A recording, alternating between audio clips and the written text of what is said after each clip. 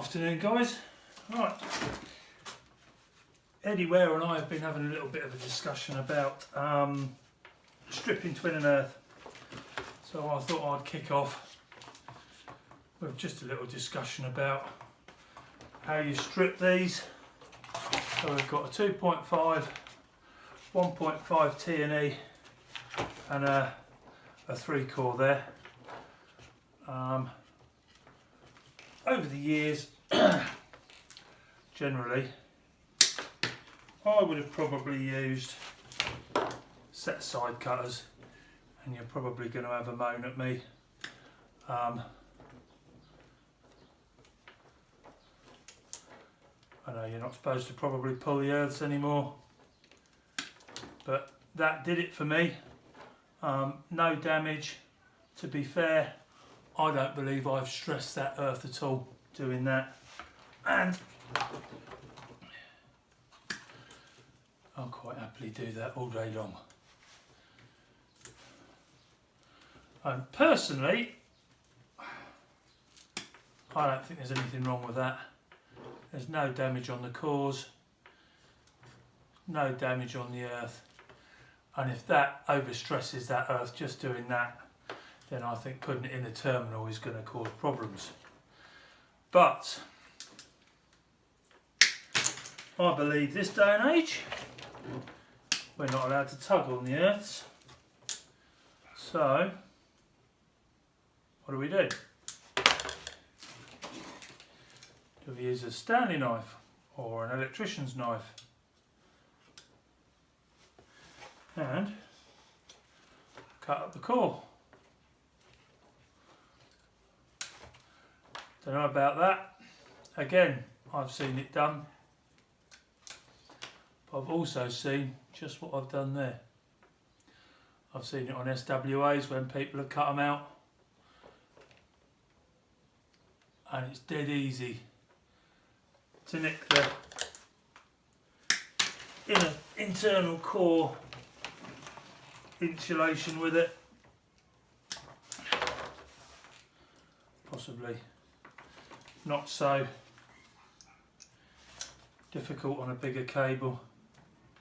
Certainly got more space to get round it.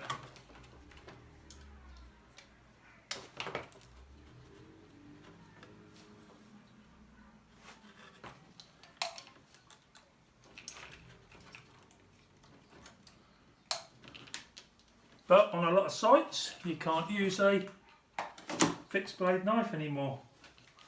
That would probably go for one that I can't find right now. Where's he gone? Same for my Fakem electrician's knife, if you're even allowed to carry knives anymore. Probably not.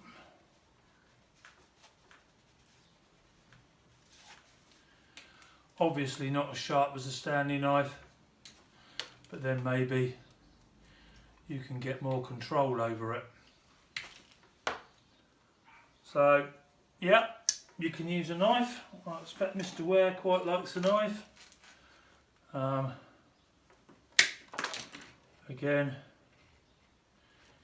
look at Knipex cable shears, nice and sharp. Maybe just pull it.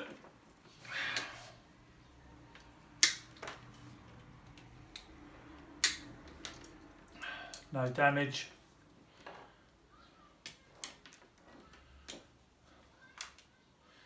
You may, of course, if you're not careful, nick the copper. If you nick the copper, you damage the cable.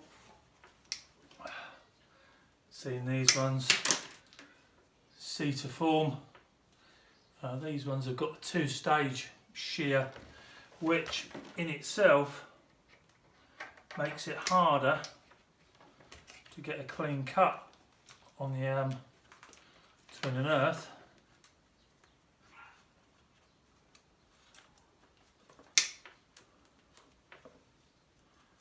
But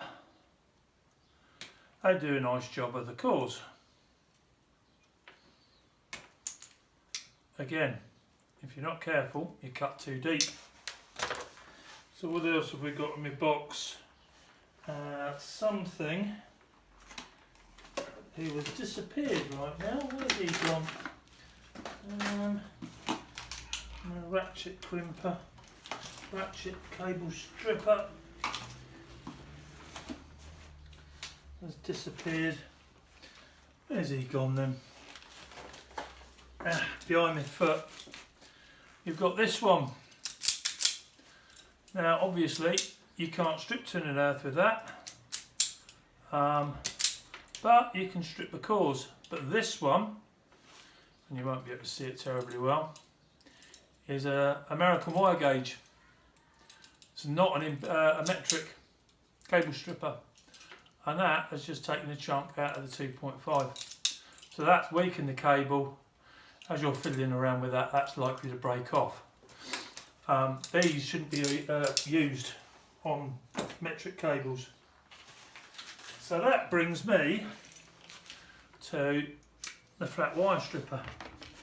This one's quick wire, CK, Ideal. I believe they're all the same beast. And I hadn't seen one of these, so I thought I'd be quite keen to have a little look and see how they work. And they do seem to work very well. I can't see any damage to the insulation, and I can't see any damage to the internal cores. So I quite like that. 2.5, thread it through.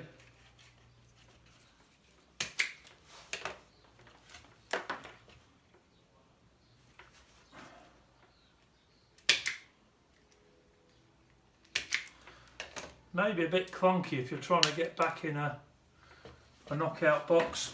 Where's the 3-core gone? Not the 3-core.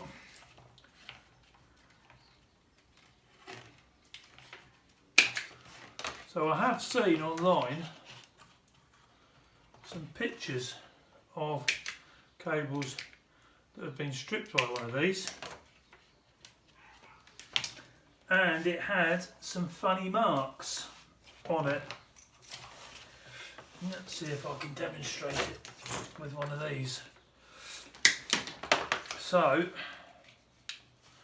it looked, haven't seen the marks that I've just seen on that one, looked, yeah, it has. Alright, so the one I saw online had these funny marks on the insulation, both sides. Now to me, that's a fail. And the same, see if it does it this way. So I saw it as well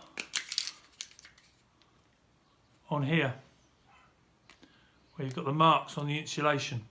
And I wondered what that was, and I wondered whether it was a different cutter. It's also damaged the cores as well. So I wondered whether it was a different style.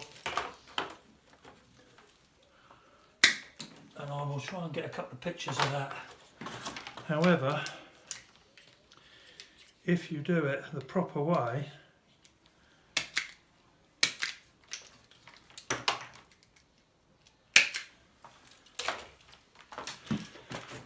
you get no marks on the external insulation, you get no marks on the internal insulation, and you get no marks on the cores.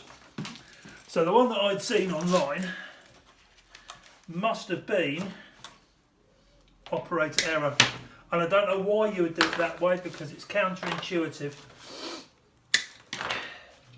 If that was coming out of a box,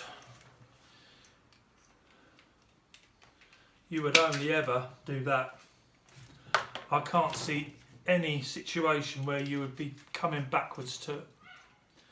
But the damage I saw would suggest that they've had this on the wrong way round. So they're quite dear 40, 45 quid. Mind you, so are a pair of side snips. I quite like those. As this rewire gets going, and it is the longest rewire ever in the history of rewires, I will give that a bit more of a go. I still like the snips. The shears are good, but they're so frigging sharp. There is always a chance of nicking an internal core and ruining it. And Sod's Law says if you're going to be on the last little bit, you're going to do it too much. So, quick wire, or actually any other flat cable stripper. First impressions are good. It will only do up to 2.5. So if you've got 4s, 6s, 10 mils, you're back to another route, be it a knife or a set of side cutters or a set of shears, whatever you want to do. But downlights, sockets, if you can get it in, if you can get it into a double or a single KO box, that might be quite good. That might just be a gimmick. That's entirely up to you. I do like my snips. Let's stick them back in the bag. So guys, interested to hear your views on these. Eddie, I know you're getting a pair. Let me know what you think. They certainly work. I think the damage that I've seen done to cables that's reportedly been by these has been misuse. I might be wrong, it might be a different type. But I can replicate the damage that I've seen, and I can do it neatly without the damage. Anyway, flat cable strippers, I think they're quite good. So guys, I've got a bit of work to do in here tonight, so I'm going to leave you to your tea. And Eddie, let me know what you think of those. I'm interested to hear.